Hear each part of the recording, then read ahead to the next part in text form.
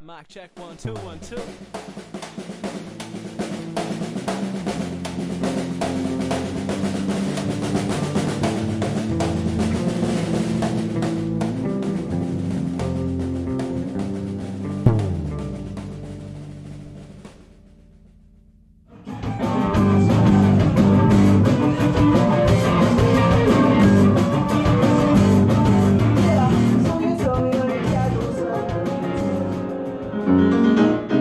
What's up? Welcome to Smash Showcases. I'm so stoked to be here. I'm your host, John Hedrick, here in the New York studio. What studio are we in, Max? Studio 2. Oh, I got some good news recently. The doctor said the results came in and what I have isn't curable. Guys, I'm so happy to be here with you guys. LLC, the music you guys played was awesome, super energetic, and just like really fun to listen to.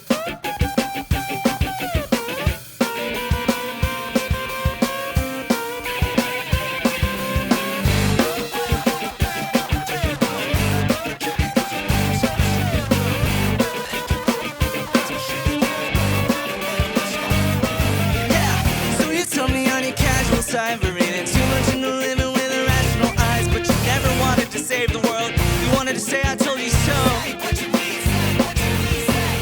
Face pavement, sky, scorched earth, selling lies. Get relevant, or you're better off dying. Say what you mean, say what you mean. Say what you mean, say what you mean. What's your guys' process when you're building a song or a project together? What does that look like? We're still like kind of learning how to make music together. Okay. Because we've only. Well, it sounds like you know how to make. It's good music. It sounds like you know how to do it. I think individually all of us are like extremely like well versed in what we do, but we've only really been in a band for like a little under a year now. But in terms of like what we want to do is like we're trying to make sure that just everybody's in the room and like playing something. Yeah. Yeah, whether it's like a riff and we're like, oh, that's cool, like let's do something with that, or like a drum, like a groove, like a beat of some kind, if you will, and then like just kind of like building and seeing what we come up with. And sometimes it's like what Jacob likes to do is like start an idea, like flesh it out a little bit, and then jump to a new thing before the first idea starts to get like dull or stale. But I feel like your approach is very like you know when to take a break from something and then do something else. Both of these two are like wizards behind the laptop. Like Austin's amazing at mixing, mastering, audio engineering. Then Jacob has a lot of production experience and really like came up in the hyperpop scene. Then I feel fully inept behind the laptop. I am completely just used to like live bands, like just playing in the room. So I feel like it's been a really interesting kind of like blend of like our backgrounds. Well, it sounds like you each kind of bring something to the table, which I think is necessary for a creative process.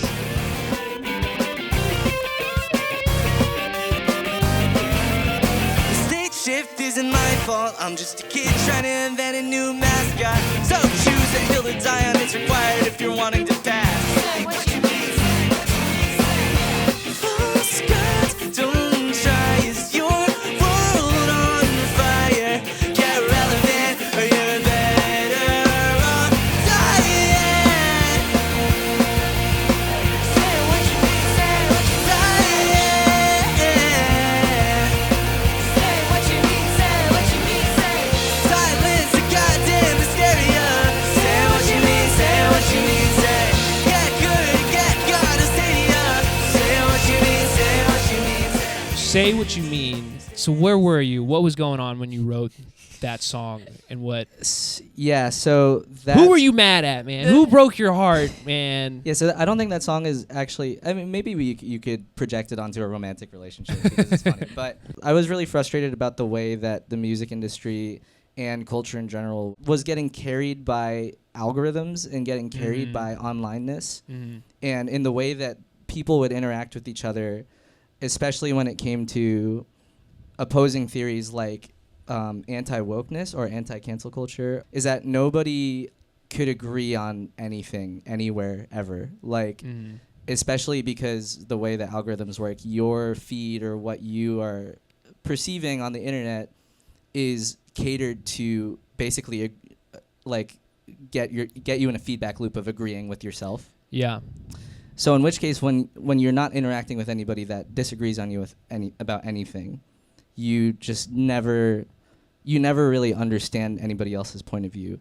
So that song is the lyrical content of that song is kind of about just being angry at somebody that can't like understand somebody else's point of view or something like that. Yeah, you're in drawing a blank. I think it's like chamber. Echo Yeah. chamber. I was like Yeah. sound tunnel. Sound Is it a sound tunnel? Echo chamber. Feedback loop. Feedback chamber. loop. It's a bubble too. You're in that bubble where you're not challenged in any way. So that's really interesting. I didn't know that would have been the background for that song. I thought it was just like, oh man, my partner's just not telling me what they want. Okay. That could be. I mean, I'm thinking about the lyrics now, and it's like if that's what you want the song to be about, like that works. Like Open to Yeah. interpretation. Yeah. And that's a true artistic way, just taking your hands off the wheel. Whatever, man. It's whatever you want, man. Success, culture's fading. When did we all get so jaded? While the money's buying all of the attention we accrue. It's up to the computers to decide what we consume. Told to get rid of everything is overdue. Everybody wants a modest, even no one's social. Say what you mean, say what you say what you mean, say what you mean. Say what you mean, say what you mean, say. Say what you mean, say what you mean, say.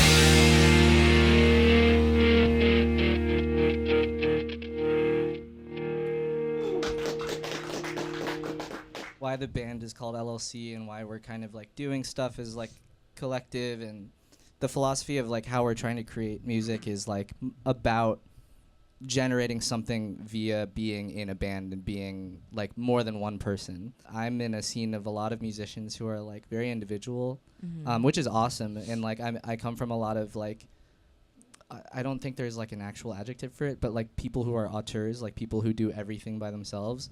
I think that's really awesome, and it's like a big trend now. I feel like the art of being in a band and like generating music as a collective has kind of been a little bit lost. So I feel like we're trying to like figure out how to like perfect that.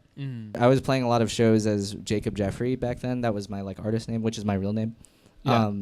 And I was like, I mean, we're playing like all of these really sick shows in DIY venues, and like, and it's just like I don't feel right. I don't feel right not being in a band to do these like DIY shows. Like the vibe is not Jacob. The vibe is band. Like we have to do a band, and that's how that came about.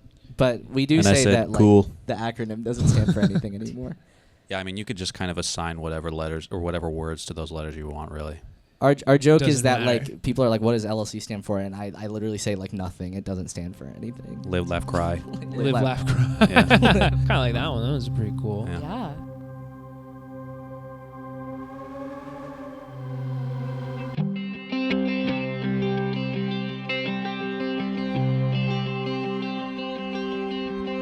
Nighttime falls in the city walls crumble after midnight. Sirens call for all the citizens to draw their pistols after midnight.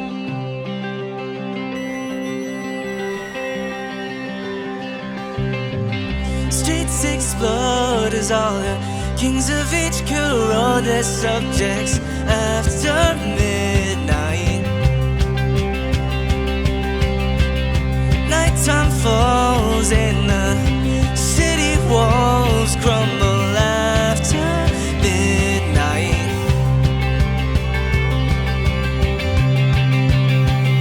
While the good sons and daughters play the king on the street, don't you wonder where your lifetime could leave? Flashes, thunder, not one coil's in between. So who's dying for a dream? You kind of opened, Elena. What could you even talk about like what you're doing there? Because I don't understand that at all. Me neither. Me neither. I You, wanna okay, say- no one understands except Alina. No, I'd say that's like one of the aspects of like kind of live performance or like music making that I like the most is like the sound design and kind of creating like ambient, like atmospheric vibes. And so like technically what I'm doing is I just have like a loop going, but it's like really like reverbed out, and like I'm just adding a lot of effects and like making adjustments like with the knobs on the pedals. I feel a lot more comfortable doing all of that with the analog pedals and gear versus on the laptop. That's where I get a little option paralysis. There's a little too much going on. Yeah. I think we kind of have like when it comes to those like figuring out what we need to do if there's like kind of a conflict somewhere in deciding things, we kind of have like a bit of like a prove it vibe. So like for instance, like the first time she came in and was like, I really want to play this song, and I was like, I don't want to play this song. We don't know how to play this song. Like we've never tried this one before. Yeah. And she came in and she like brought her ambient, I had like the whole like she had like the arrangement thing like on her pedals. Yeah. And she like just started playing it. I was like, oh, you like figured out how to play this song. Yeah. It's like I can hold it down. It's like, let's do it. It'll go It would- so yeah. well, please. Then give chases all the manifestos, face the fires after midnight.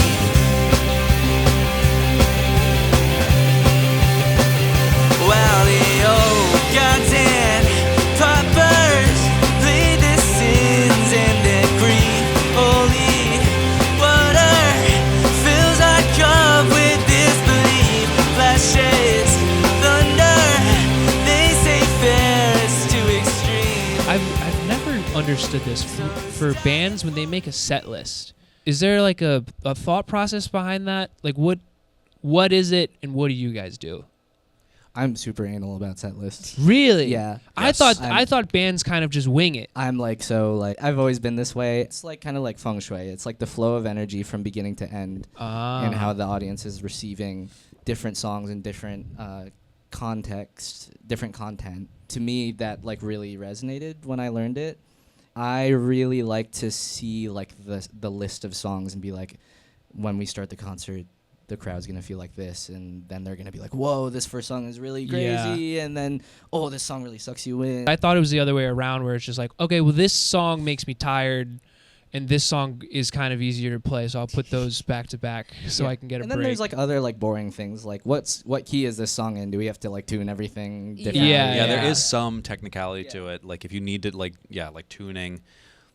Getting tired is like a tiny part of it, maybe. Sure. And maybe that's just Like, my it's pretty bias. like I'm like not trying to play Say What You Mean like right after like Yeah, but if it's, Yeah. but if that's the vibe, Yeah. then we will self-sacrifice and play the song through the pain.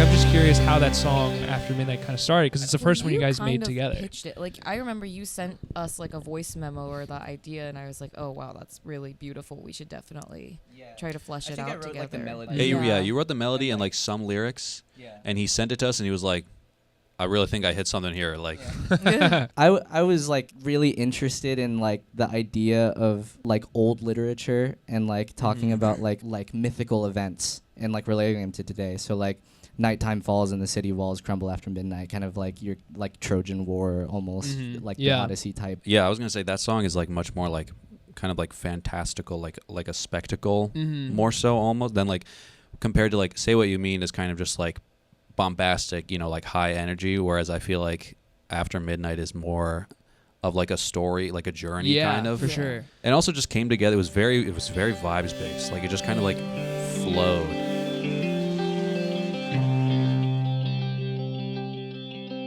Nighttime falls in the city walls crumble after midnight.